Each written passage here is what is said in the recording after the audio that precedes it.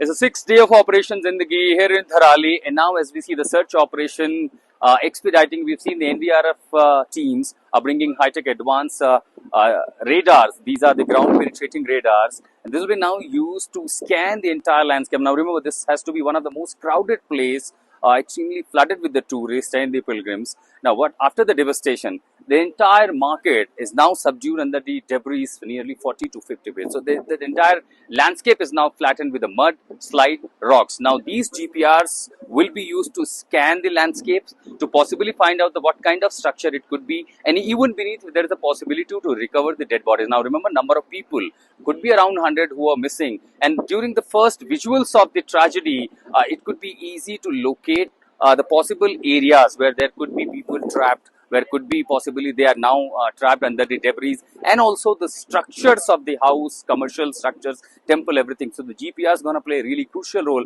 and after they locate something, the excavators or the manual excavation can be done to recover at least the dead body. That's a massive operations going on at Ground Zero in Dharali. तो छठवें दिन operation जिंदगी में आखिर कहां तक progress पहुंची है, आप इस पूरे इलाके में हम देख रहे हैं कि सर्च ऑपरेशन बहुत महत्वपूर्ण है, लेकिन जब इस तरह का मलबा हो, उसमें नमी है, कई जगहों पर स्वयं बना हुआ है, कितनी मुश्किलें और आगे एनडीआरएफ इस ऑपरेशन को कैसे आगे बढ़ा रहा है?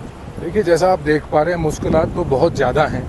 किस तरह से बड़े बड़े बोल्डर्स हैं, यहाँ पे अभी मशीनरी जो है आ नहीं सकती है, वो रोड बनाने में इंगेज है, लेकिन जो टूल्स वगैरह से जितना हम लोग काम कर सकते हैं हमारे जवान उसमें लगे हुए हैं। साथ ही भी आप देख रहे थे, हम लोग ग्राउंड पेनिट्रेटिंग रडार जीपीआर वगैरह आए थे, एग्जैक्टली इसका काम क्या होता है? एग्जैक्टली ये अंदर तक जाता है, इलेक्ट्रोमैग्नेटिक वेव्स पे काम करता है और वो वापस ट्राई करके वो बताता है नीचे तक। ये मैकेनिकली आप इसे मूव करते हैं, सम सपोर्ट? नहीं, ये मैकेनिकली काम करेगा, इससे रेज आएंगी इसको वापस, and we can find out अगर कुछ वहाँ पे ह्यूमन रिमेन्स है या नहीं है। तो अब तो टारगेट यही है कि ह्यूमन रिमेन्स निकले, क्योंकि पॉसिबिलिटी ऑफ सर्वाइवल तो अब तो लगभग ना के बराबर होगी। बिल्कुल, लेकिन वही उम्मीद पे दुनिया कायम है। हम भी उस उम्मीद के साथ, हमारे जवान दिन रात जो उसी के लिए लगे हुए हैं। कल हमने उस पूरे एरिया को, आप पीछे देख पा रहे होंगे, वहाँ पे 8 जगह पर हमने हॉल किए, but due to that swampy and all this thing, water is coming up, तो उसके कारण हम लोग जो है उसको पूरी तरीके से नहीं कर पाए। आज हमने ये पूरा वीडियोस वगैरह को कोरिलेट किया, और जो सिविलियंस हैं जिन्होंने देखा इस घटना को, या जिनके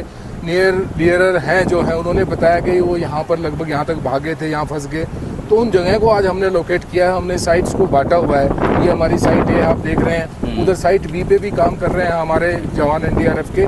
तो अब देखते हैं, जीपीआर भी हमारे पास है, जीपीआर से उम्मीद है कि कुछ हमें बेटर उसका रिजल्ट। पुरानी तस्वीरें तबाही के समय लोगों ने रिकॉर्ड की थी, उसे एक अंदाजा लगाया जा सकता था मलबा किस रास्ते था, सड़क कहां पर थी, जो लोग भागते दौड़ते दिखाई दे वो कहां हो सकते थे, और उसमें रिहाइश कहां हो सकते थे। और ऐसे में स्कैनिंग एक बहुत बड़ी मदद कर सकता है स्ट्रक्चर का पता लगाने में, और उस स्ट्रक्चर के नीचे अगर लोग हैं, बड़ी चुनौती है ऑपरेशन जिंदगी में। This is Ashutosh Mishra with Deepak Bisht for India today.